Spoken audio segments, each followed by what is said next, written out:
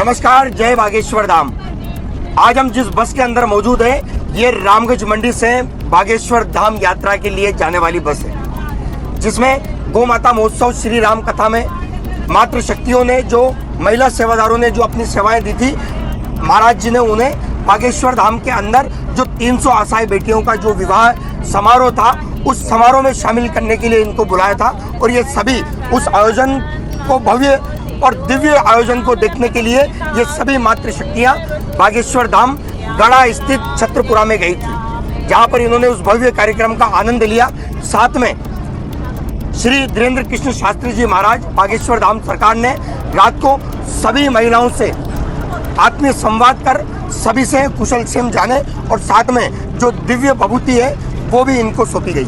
आइए हम इस बस के अंदर जो रामगंज मंडी की जो महिला सेवादार गई है, आइए जानते हैं कि उनके अनुभव किस तरह से इस यात्रा को लेकर रहे हैं। साथियों, जिस तरह से आप ये पूरा उत्साह देख पा रहे हैं कि बस की यात्रा के अंदर गौ माता के जो भजन किया गया है, ये संभव है केवल रामगंज मंडी के इन सेवादारों के अंदर ही, क्योंकि गौ माता महोत्सव श्री राम कथा अभी हाल ही में इन सभी सेवादारों की मेहनत पर एक ऐतिहासिक आयोजन हुआ है। हमारे बीच में कुछ सेवादार मौजूद हैं जिनसे हम जानना चाहेंगे उस अनुभव के बारे में, जो वो बागेश्वर धाम की इस यात्रा के ऊपर बताएंगे। क्या कुछ कहना चाहेंगे इस यात्रा को लेकर और क्या व्यवस्थाएं वहाँ पर रही है? सीताराम, जय बागेश्वर धाम। हम सभी महिलाएं, 50 महिलाएं रामगंज मंडी से बागेश्वर धाम महाराज जी के आमंत्रण पर सब महिलाएं यहाँ पर आई हुई हैं। महाराज जी से आप मिले हैं, कैसा लग रहा है महाराज? मुझे बहुत अच्छा लग रहा है महाराज जी से मिलने में, और मैं कब से सोच रही थी कि मिलूँ। मैं 2-3 साल से सोच रही थी कि मिलूँ, लेकिन मिल नहीं पाई मैं। लेकिन 1 महीने से पहले मिल चुकी हूँ। मुझे इतना अच्छा लगा मिलने के लिए कि बहुत अच्छा। वो आए, हमें विभूति दी, वो अच्छा लगा। मेरे मन में मैं बहुत दुखी हूँ कि मैं कुछ मिलना चाहती थी, लेकिन मैं कुछ किए नहीं पाई। मैं बहुत परेशान हूँ कि मेरी कुछ सुने वो मेरी अर्जी। मैं बहुत दुखी हूँ। इस यात्रा का आनंद लेने के लिए मेरी माता श्री भी इस यात्रा में शामिल हुई है, और इनका ऐसा मानना है कि दूसरे का दुख अपना दुख होता है। तो आइए इनसे बात करते हैं कि उस यात्रा में किस तरह का अनुभव इनको मिला। महाराज जी से ये पहली बार मिले, महाराज जी ने इनको विभूति दी, किस तरह का अनुभव लग रहा है, क्या कहना चाहेंगे? मुझे तो बहुत खुश हुई। महाराज जी आया, जो मैं अभी 1 महीना पहले कथा सुनी थी, तो मैंने सोची थी कि मैं भी जाऊँगा बागेश्वर धाम। तो मैंने 1 महीना बाद ही बागेश्वर धाम ने बुला लिया, और मैं बहुत खुश होकर गई।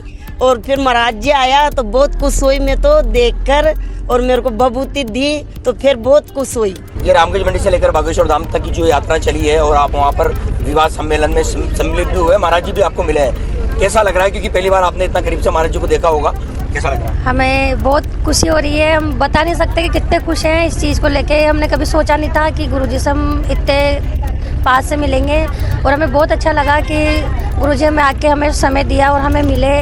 उनके लिए मैं बहुत बहुत आभार प्रकट करती हूँ। धन्यवाद। साथ ही हमारे बीच में वरिष्ठ सेवादार मंजू जी शर्मा है, जिन्होंने गौ माता महोत्सव श्री राम कथा में तन मन से काम किया, पूरा समर्पित भाव से काम किया। कुछ नाराजगी थी क्योंकि इतनी बड़ी आयोजन में कहीं ना कहीं महाराज जी से ये मातृशक्तियाँ मिल नहीं पाई थी, और आज इनको काफ़ी सुखद अनुभव हो रहा है कि महाराज श्री ने इनको व्यक्तिगत समय दिया है और ये उनसे मिले हैं। मंजू जी, सबसे पहले आपकी नाराजगी दूर हुई है, कैसा लग रहा है आपको? बहुत अच्छा। क्या कहना चाहेंगे? आज महाराज जी आपसे खुद आत्मीयता भेंट की है, और आपसे उन्होंने बात भी की थी और आपको विभूति दी है, क्या कहना चाहेंगे? नहीं, महाराज जी से मिलके बहुत प्रसन्नता हुई है हमें, और दिल्ली में इतनी खुशी है कि जिसको बयान नहीं कर सकती हूँ मैं। साथियों, नीचे वाले से तो हर कोई बात करता है, आइए हम चलते हैं ऊपर वालों से बात करने के लिए। कैसा लग रहा है आपको? इस बागेश्वर धाम की यात्रा में आप गए हैं, सबसे पहले मुझे ये व्यवस्थाएं बताइए, उसके बाद में हम महाराज जी वाली बात करेंगे। माननीय मंत्री जी मदन दिलावर जी भाई साहब ने जो महिलाओं के लिए स्लीपर बस की जो व्यवस्था की है, जैसे महिलाओं को थोड़ा डाउट था, उनको ऐसा लग रहा था हम इतना लंबा सफर कैसे कर पाएंगे, इतना लंबा, ये जो बुजुर्ग महिलाएं हैं किस तरह से मैनेज करेगी, किस तरह से मतलब इतना लंबा सफर कर पाएगी। हमें थोड़ा सा इतना, हमें खुद को भी लग रहा था कि हम किस तरह से इतना लंबा सफर कर पाएंगे।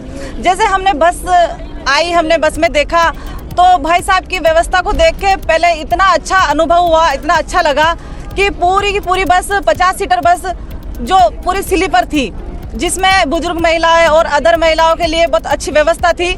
नीचे 2 आराम से स्लीप कर सकती है, 2 ऊपर स्लीप कर सकती है।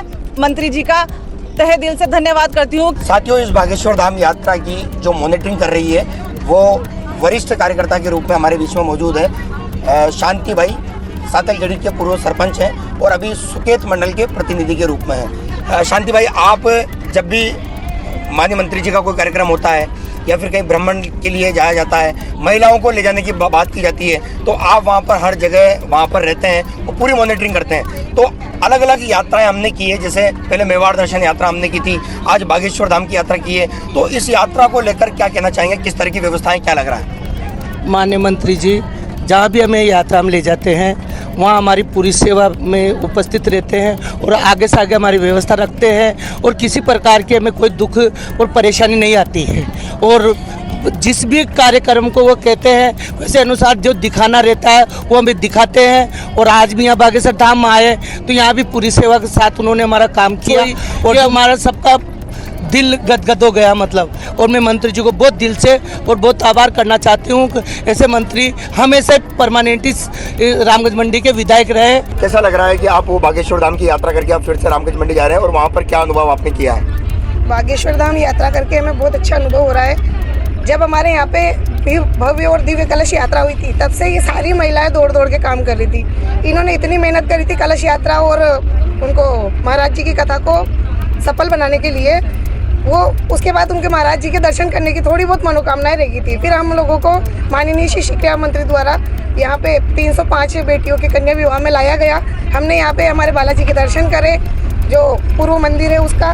उसके बाद हमने कथा स्थल का भी दर्शन करा। यहाँ का ये जो भव्य आयोजन देख के हमारा मन गदगद हो गया। हमने सभी की ये जो यात्रा है वो सफल हुई। जिनका रामगंज मंडी में गौ माता महोत्सव श्री राम कथा के दिव्य दरबार में केवल एकमात्र रामगंज मंडी के थे जिनका दिव्य दरबार में अर्जी स्वीकार की गई थी और इनकी जो मनोकामनाएं थी वो इसके अंदर भी लिखी हुई है।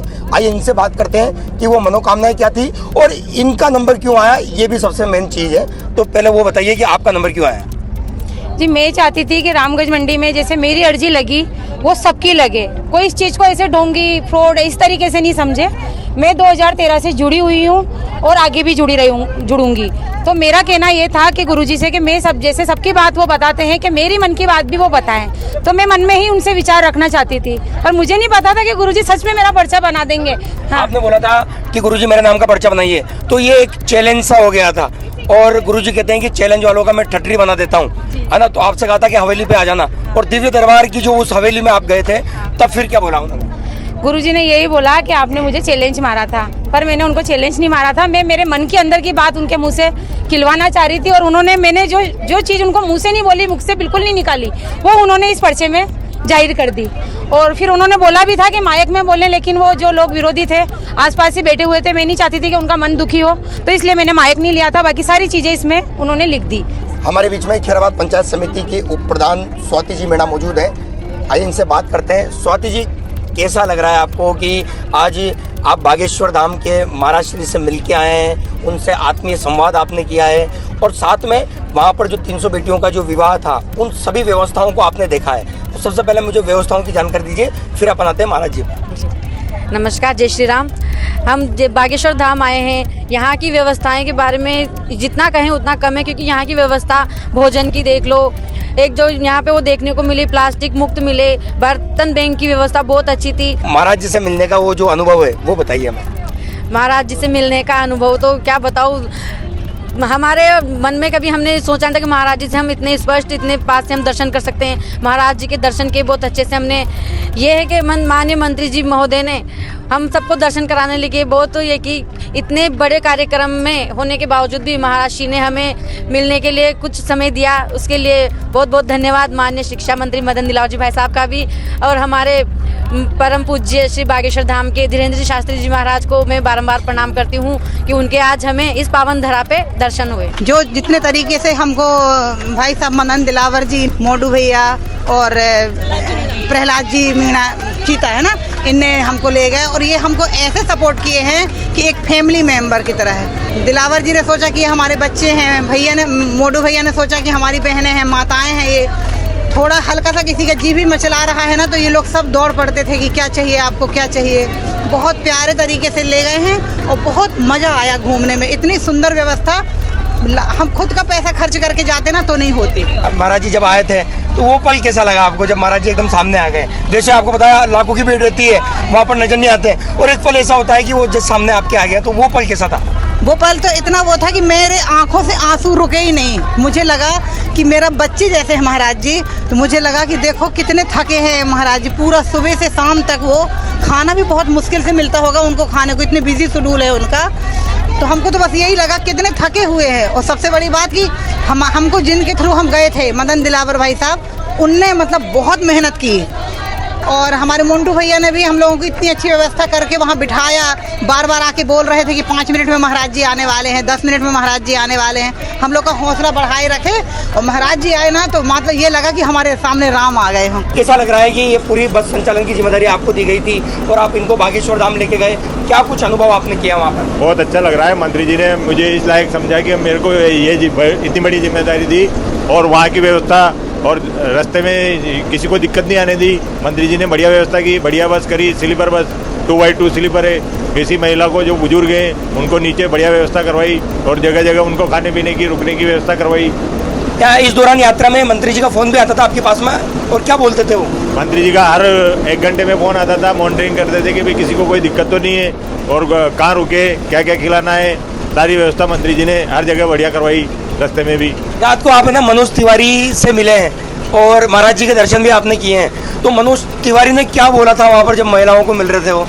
मनोज तिवारी जी ने बोला था कि रामगंज मंडी की महिला बहुत मेहनती महिला है और इन्होंने जो रामगंज मंडी का जो नाम रोशन कलश यात्रा में हुआ वो पूरे देश में रोशन हुआ है। जितनी बड़ी कलश यात्रा हुई, मनोज तिवारी ने भी उनकी प्रशंसा की है कि इतनी बड़ी कलश यात्रा कभी नहीं हुई है। पंडित श्री धीरेन्द्र कृष्ण शास्त्री जी महाराज की के सानिध्य में हम सभी ने दर्शन किए। शिक्षा एवं पंचायती राज मंत्री श्री मदन दिलावर जी ने हमें यह अवसर दिया। हम काफ़ी सौभाग्यशाली रहे कि उस दिव्य आत्मा के हम दर्शन कर पाए और उस स्थान तक जा पाए जिनका पूरे देश में नहीं बल्कि विदेशों में भी डंका बजता है।